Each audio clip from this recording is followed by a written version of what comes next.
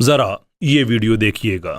آگے صاحب فرماتے ہیں کہ 57 ملک ہیں، یہ آپ کو انویسٹ والوں نے دیے ہوئے ہیں، شکر کریں جناب، بالکل شکر کریں، 57 ملک دیے ہوئے ہیں۔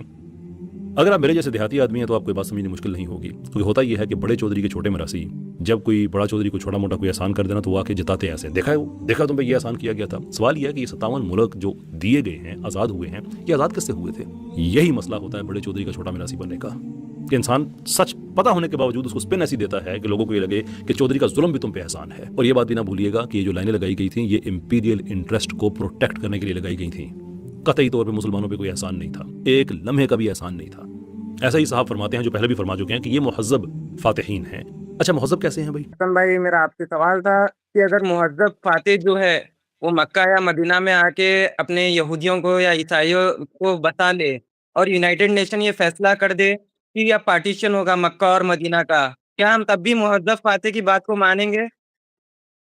اور یہ آپ کیسا مہذب، میں اور ایک بار تھوڑا سوال کمپلیٹ کر لیتا ہوں، یہ کیسا مہذب فاتح ہے جو 1953 میں ڈیموکریٹکلی الیکٹڈ لیڈر کو ہٹا دیتا ہے ایران میں، اور یہ کیسا مہذب فاتح ہے جو عراق کے اندر حملہ کر دیتا ہے ویپنس آف ماس ڈسٹرکشن کا بہانہ بنا کے۔ آپ اس کو کنٹینیو کریں، میں باقی کا بعد میں پوچھتا ہوں۔ جی، آپ کی اطلاع کے لیے عرض ہے کہ وہ آلریڈی بیٹھے ہوئے سعودیہ میں، 10,000 سے زیادہ ہیں۔ وہ جو جس سرزمین کے تحفظ کی آپ بات کر رہے ہیں وہیں پہ وہ بیٹھے ہوئے ہیں، اور وہ وہاں پر انہوں نے جن لوگوں کے پاس وہاں کا اقتدار ہے انہوں نے وہاں پر ان کو بٹھایا، اور جن کے پاس اقتدار ہے وہ اقتدار ان کو ان سے معاہدہ کر کے ملا ہے۔ یعنی سعودی عرب کے اندر اس وقت جو حکومت ہے وہ برطانیہ کے ساتھ ہاشمیوں کی مخالفت کرنے کے نتیجے میں جو خاندان وہاں پر تھے ان سے معاہدات کر کے حکومت میں آیا ہے۔ اور معاہدہ کیا ہے؟ معاہدہ یہ ہے کہ وہ کبھی بھی ان عالمی قوتوں اور ان کی جو حلیف طاقتیں ہیں ان کے خلاف نہ کوئی اقدام کریں گے اور نہ کسی ایسی سرگرمی کا حصہ بنیں گے جو ان کے خلاف اقدام کا ذریعہ بن سکے۔ تو پہلے تو سوال جو پوچھنا چاہیے ہے اپنے آپ سے، میں آپ کے جذبات کی قدر کرتا ہوں کہ ہمارے ہاں جو بات میں نے کہی ہے وہ مسلمانوں کو تیر کی طرح سینے میں چبھی ہوئی ہے اب تک، اور وہ چبھنے کی وجوہات قابل فہم ہے، سمجھ میں آتی ہیں، اس لیے کہ وہ جس جگہ پر اور جس چیز کے عادی ہیں اس میں ان کو یہ تہذیب اگر کسی میں پیدا ہو گئی ہے تو وہ گوارا نہیں ہے، اس لیے کہ مسلمان اس جگہ پر جانا چاہتے ہیں کہ جہاں پر دو بدو جنگ ہو اور اس کے نتیجے میں ان کا خاتمہ ہو جائے۔ جو بات میں نے سمجھانے کی کوشش کی وہ یہ ہرگز نہیں تھی کہ ان عالمی طاقتوں کے جو اقدامات ہوں گے وہ سب کے سب اخلاق کے اوپر ہوں گے۔ آپ بتائیے میں نے کب کہا؟ یہ کہیں کہا؟ جو گفتگو میں نے کی اس کا ایک پس منظر ہے، اس میں یہ بتایا گیا ہے کہ دنیا کے اندر ایک زمانے تک اس چیز کو گوارا کیا جاتا تھا، جائز سمجھا جاتا تھا کہ آپ حملہ آور ہوں اور حملہ آور ہونے کے بعد قبضہ کر لیں، اور قبضہ کرنے کے بعد آپ وہاں کے فاتح اور مالک بن جاتے ہیں۔ یہ دنیا کے اندر پچھلے 5,000 سال سے اصول تھا، ہر طاقتور آگے بڑھتا تھا۔ سکندر اعظم کو دیکھیے، تیتوس رومی کو دیکھیے، ولیقت بختنصر کو دیکھیے، کرتے کرتے کرتے کروسیڈرز کو دیکھیے، مسلمانوں کو دیکھیے، عثمانیوں کو دیکھیے، مغلوں کو دیکھیے، جس کو دیکھیے، طاقت کی اس کشمکش میں یہی ہوتا تھا۔ حملہ کرتے تھے، قبضہ کرتے تھے، باجگزار بناتے تھے، آگے بڑھتے تھے۔ بتانے کی یہ کوشش کی کہ خود بڑے فاتحین آپس میں جب برسر پیکار ہوئے تو ان کو پتہ چلا کہ بھائی اس کے نتیجے میں جو حرث و نسل کی تباہی ہوتی ہے کیا دنیا اس کی آگے متحمل ہو سکتی ہے؟ دوسری عالمی جنگ میں کوئی تہذیب کے دائرے میں رہ کر وہ جنگ نہیں لڑی گئی، انہی قوتوں نے لڑی ہے۔ وہ لڑنے کے بعد کچھ آمادگی ہوئی تو کچھ عالمی بندوبست بنا۔ کہ سکندر اعظم کے زمانے میں اقوام متحدہ ہوتی تھی، کہ لیگ آف نیشن ہوتی تھی، کہ معاہدہ بپالیہ ہوتا تھا، کہ ہیگ کنونشن ہوتا تھا، کہ جنیوا کنونشن ہوتا تھا، کوئی آ کے ان سے پوچھتا تھا کہ آپ نے فلاں جگہ پر کیوں حملہ کیا؟ نہیں، یہ حق بھی ہوتا تھا کہ ڈیموکریٹکلی الیکٹڈ گورنمنٹ، جو بھی آپ نے بڑی سہولت سے زبان سے نکالا، ڈیموکریٹک کیا ہوتا ہے بھائی؟ قبضہ ہوتا تھا، ہماری سلطنت ہے، تمہاری ڈیموکریسی کو ہم نے کیا کرنا، یہ ہوتی تھی۔ یعنی جتنے بادشاہت فتوحات دنیا بھر میں ہوتی تھی وہ انہی کے بادشاہ قبیلے ہوتے تھے، کوئی کچھ خیال نہیں کرتا تھا، تو سب رون دیا جاتا تھا۔ یہ بتانے کی صحیح کی کہ ان لوگوں میں، ان کے اداروں میں، ان کے معاشروں میں، ان کے یہاں فلسفی حکیم دانشور دانا پیدا ہوئے، انہوں نے کچھ بات کی، کرنے کے نتیجے میں طاقت کو ایک دائرے کے اندر پابند کر لیا گیا۔ یہ تقابل کے اندر بتایا جا رہا ہے کہ جو کچھ پہلے ہوتا تھا اور جو اب کرنے کی یہ خواہش بھی رکھتے اور کر نہیں پاتے، تو یہ ان کے ہاں تہذیب کا سفر ہوا ہے۔ یہ ہم میں سے کوئی شخص ہاتھ نہیں پکڑ سکتا۔ مطلب آج امریکہ پاگل ہو جائے، اسرائیل پاگل ہو جائے، برطانیہ پاگل ہو جائے، فرانس پاگل ہو جائے، تو وہ اٹھا کے ایٹم بم بھی مار سکتے ہیں ہمارے اوپر، تو ہم تو خاتمہ ہو جائے گا، تو نوحہ پڑھنے کا بھی موقع نہیں ملے گا۔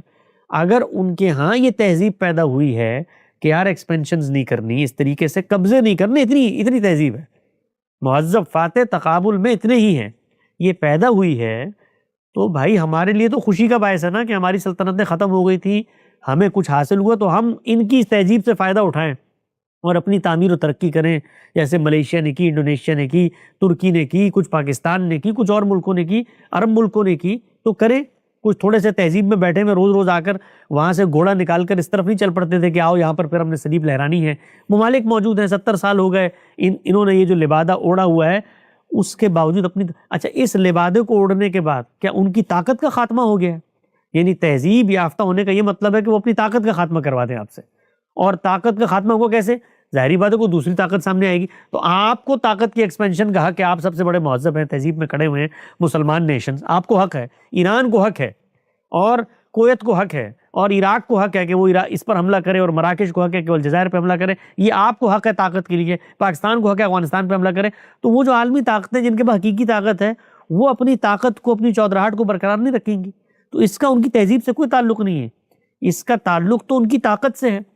تو وہ یہ کہتے ہیں کہ ہم چودھری ہیں، چودھری بن کے رہیں گے، ہماری چودراہٹ کو جب تم چھیڑو گے تو پھر اس کے نتیجے میں، اب مثال کے طور پر ڈیموکریٹکلی الیکٹڈ گورنمنٹ تھی، وہ جو وہاں پر لوگ موجود تھے، کمیونسٹ پوری کی پوری تحریکیں موجود تھیں، مصدق کی اگر آپ حکومت کی بات کر رہے ہیں، تو ایک طاقت کو یہ خوف لاحق ہوا کہ وسائل بھی ہم سے لے رہے ہیں، اور اس کے نتیجے میں دوسری طاقت کا اس خطے میں اثر بھی پیدا ہو جائے گا۔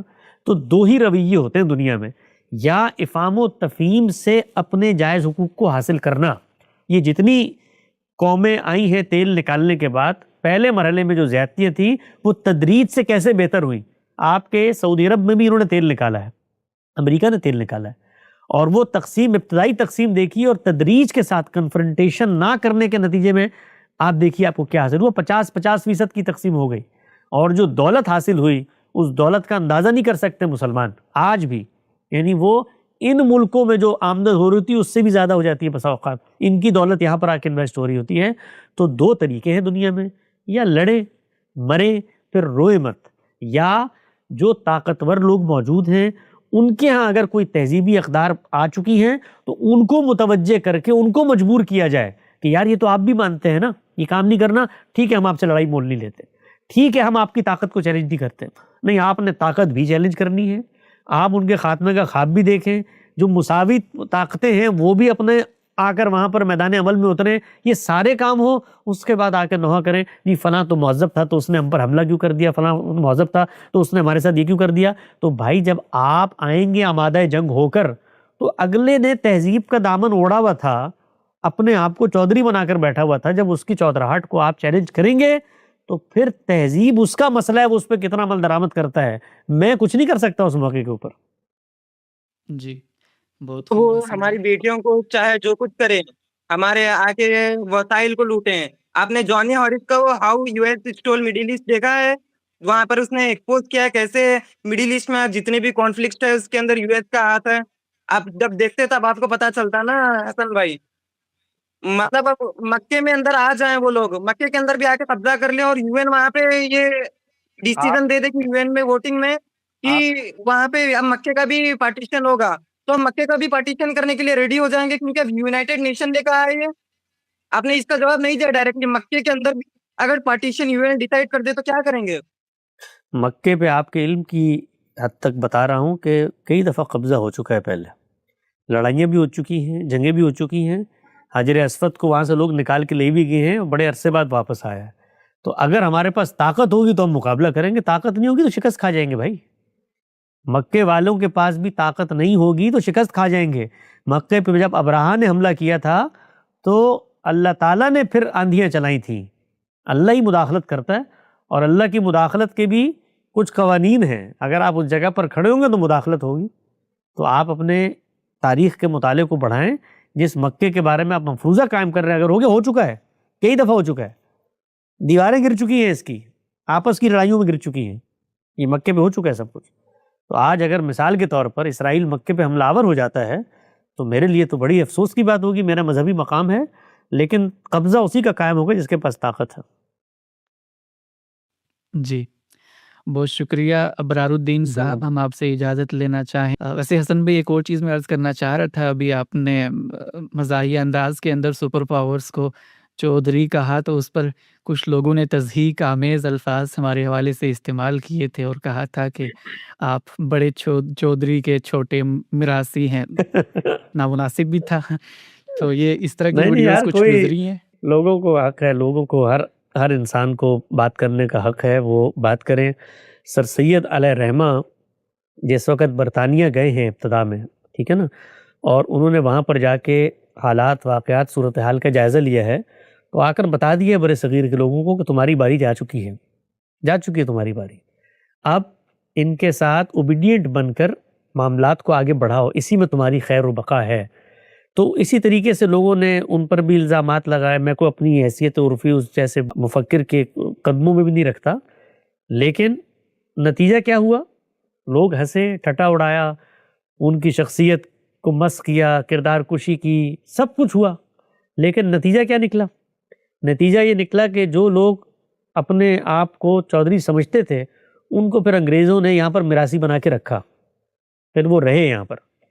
تو آپ اپنے آپ کو جو بھی کہیں وہ پھر زمانہ فیصلہ کر لیتا ہے کہ کیا صورتحال ہوتی ہے. تو پھر یہاں پر جو برصغیر میں ہم نے 100 سال گزارے ہیں, اس مخاصمت کے نتیجے میں جو 1857 میں ہوئی, تو پھر دنیا پہ واضح ہو گیا کہ کون چودھری ہے کون